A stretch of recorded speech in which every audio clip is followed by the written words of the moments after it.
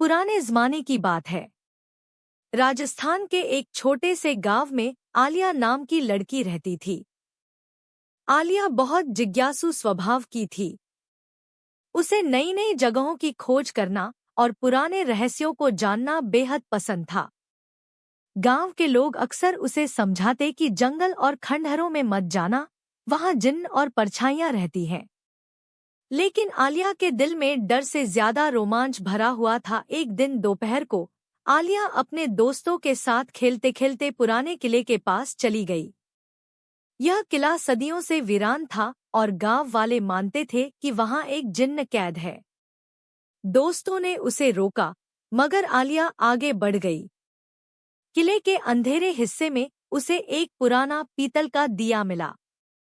उस दिए पर अजीब सी नक्काशी बनी हुई थी। जिज्ञासा के चलते उसने दिए को रगड़ दिया। अचानक तेज रोशनी हुई और धुएं का गुबार उठा।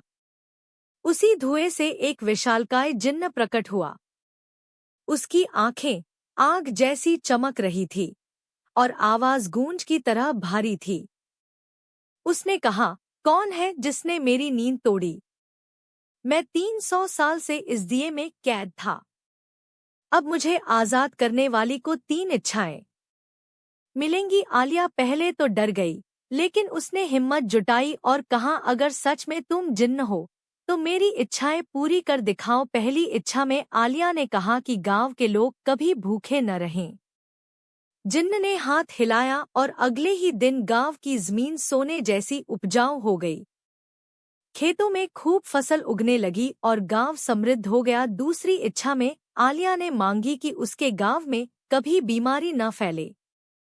जिन्न ने फिर जादुई ताकत से पूरे गांव के चारों ओर एक अदृश्य पर्दा बना दिया, जिससे कोई महामारी अंदर नहीं आ सकी। अब तीसरी और आखिरी इच्छा बाकी थी। जिन्न उम्मीद कर रहा था कि आलिया दौलत, महल या सोना मांगेगी, लेकिन आलिया ने सोचा और कहा, मेरी तीसरी इच्छा है कि तुम अपने श्राप से मुक्त होकर आजाद हो जाओ और अब किसी को नुकसान न पहुंचाओ। जिन्न कुछ पल चुप रहा। उसकी आंखों में पहली बार नरमी आई। उसने कहा, तुम इंसानों से अलग हो। ज्यादातर लोग सिर्फ अपनी लालच पूरी करना चाहते हैं, लेकिन तुमने मेरी आजादी मांगी। इतना कहकर जिन्न ने किले की छत तोड़ते हुए आसमान की ओर उड़ान भरी और गायब हो गया।